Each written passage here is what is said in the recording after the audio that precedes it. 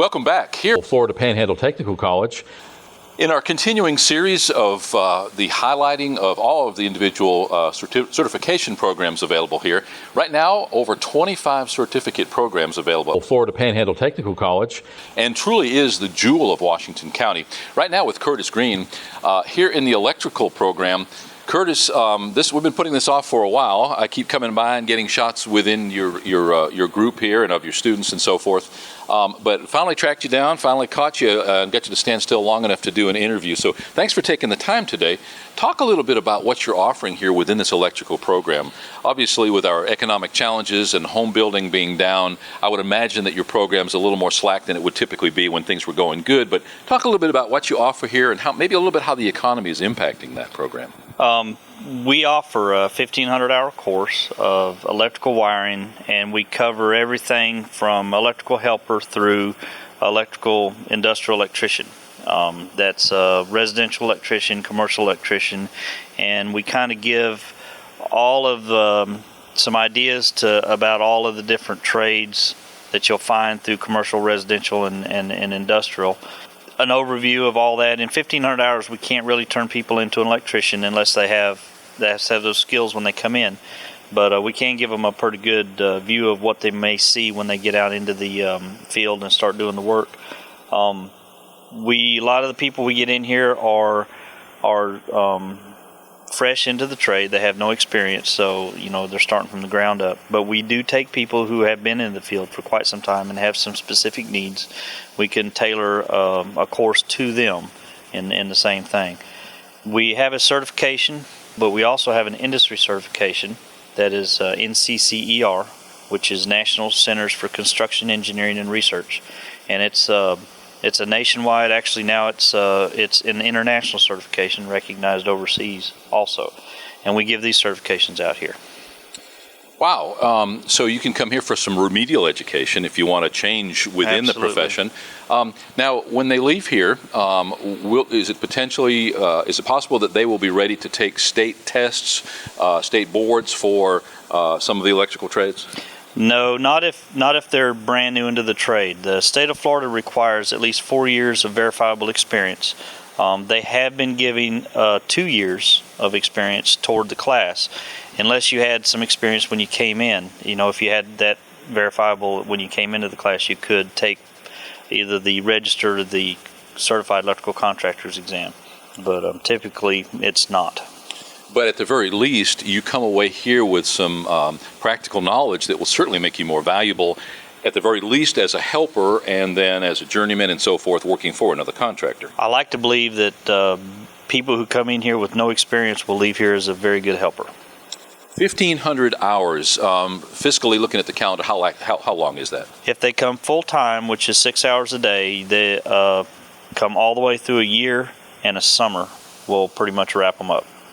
1,500 hours, not something to sneeze at. A lot of time, a lot of investment. Do you find because of that the people that go through the course are serious? They're not here to cut up and fool around. They're here to actually further themselves financially by being able to get one of those good jobs. I believe that is the case for most of the people that come through. We do have people that come through because they're really not sure what they want to do. But the majority of the people that we get in these classes are here because they want to further their education or they want to be an electrician. With the economy being as it is, a lot of downsizing, nice way of saying people have lost their jobs. A lot of manufacturing jobs have gone away. A lot of white-collar jobs have gone away. We're finding nationally that people are going for that remedial training. If they were an office worker of some kind, they may want to pick up a trade. If they were somebody who was in a trade that's slack, they may be moving laterally into another trade. Not just here, but in the electrical program, but with all of your mechanical trades here, do you find that you've got some of that influx of people doing just that? We have retired people. We have people with degrees in this program. We have people right out of high school. We have people that range from 18 years old to 55 years old. And some people are looking for a career change. Some are looking to be retrained to start a new career. and some are looking for lifelong learning. They want to be able to wire up their lights at the house, So we have all those people in this program. Yeah, and we've seen evidence of that, of all of those groups, and when we've been here in the past filming. Do you have open enrollment? That is, can somebody come in and start that 1,500 hours at any point along the way? Yes, at any time, today, next week. We have people that have been in the program for about 4 or 5 weeks. People have been here for 2 years. That's one of the big pluses, I believe. Many of the programs, now some don't make sense to be able to allow that, but many of them do, and that gives somebody the flexibility. If they're ready, if they have the money to pay for it, if they have the grant that's going to pay for their education, if they're ready today, they can start today, and sometimes being able to take advantage of that impulse is the best thing possible, so they don't lose that momentum and don't lose interest in maybe following through with that. We have found that if you put people on a waiting list, a lot of times when you go back to your waiting list, they'll have gone somewhere else or gotten a job, and you've missed them. So we try not to put them on a waiting list if we can help it. As an instructor, how long have you been here at Washington Homes? This is my 8th year. So what have you seen over 8 years? Obviously, 8 years ago, we were just feeling the effects of the bursting of the bubble. The economy was being severely impacted. Has sort of leveled off in the last few years. We've just sort of been flat in sort of a not so good way.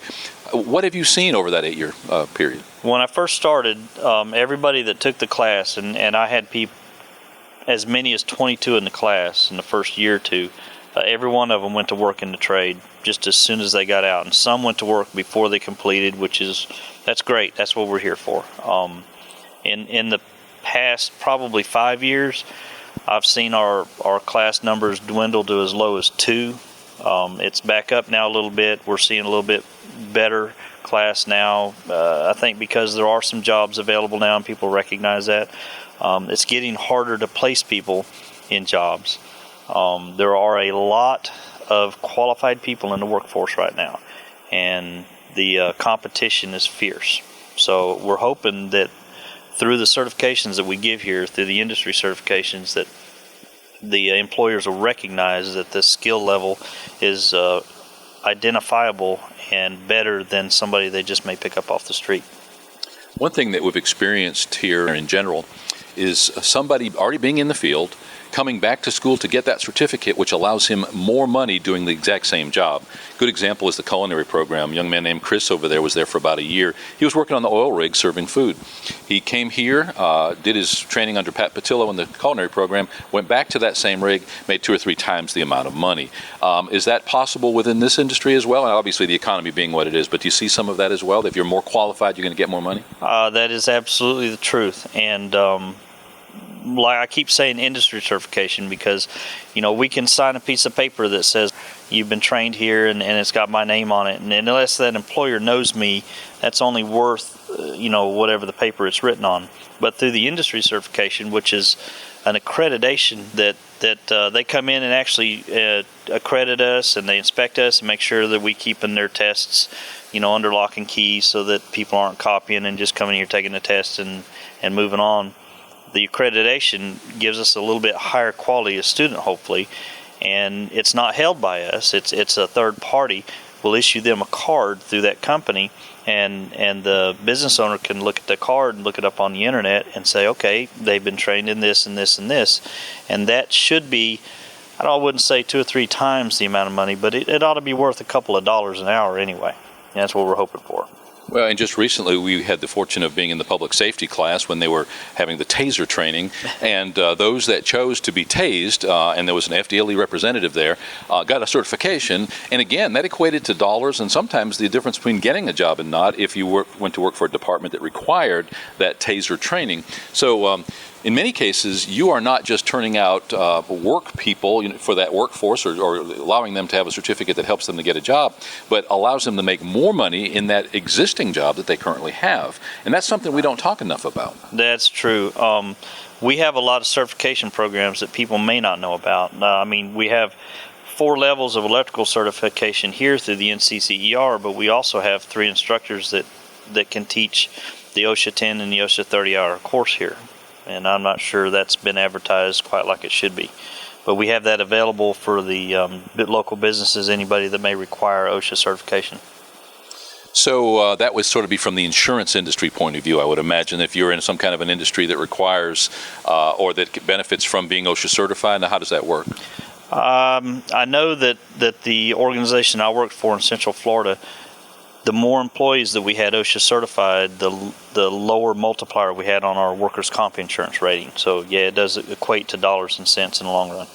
So no matter how you look at it, coming here for training, it makes total sense, both from the point of view of the guy who's working or the girl who's trying to make the money, or from the point of view of the employer, either saving, like you say, with workman's comp or insurance rates. There's always something that we learn when we come through these programs. Curtis, thanks for taking the time today. We're going to revisit you soon, catch some of your students at work, and maybe over time be able to revisit with you and find out how that program's going. And it sort of becomes almost a litmus test of what the economy is doing, I would think. Programs such as your own directly reflect what that building industry is doing. I hope so. I'd like to start seeing these students get placed, and let anybody know that wants to that come by and visit the school and come right on in the classroom, ask questions, see what's going on. Here with Curtis Green in the electrical program at Florida Panhandle Technical College. As we've pointed out in the past, you can go to their website. You can come here, just as Curtis points out, to the campus, visit student services, get a catalog, find out all of the opportunities. And those opportunities won't all be reflected on the website or in the catalog, because many of them are brand new, coming on each and every day. Right now, cybersecurity, IT technology, as well as digital audio and video production. Brand new programs just starting up. So if you're interested in an electrical career, if you're looking for something in pharmacy tech, in cosmetology, culinary, there's no end to the things that you can find out here at Florida Panhandle Technical College. As Curtis points out, if it's just from a personal enrichment, the Learning Resource Center, adult education, all kinds of opportunities, literally something for everyone. We're here at Florida Panhandle Technical College, and we'll be right back.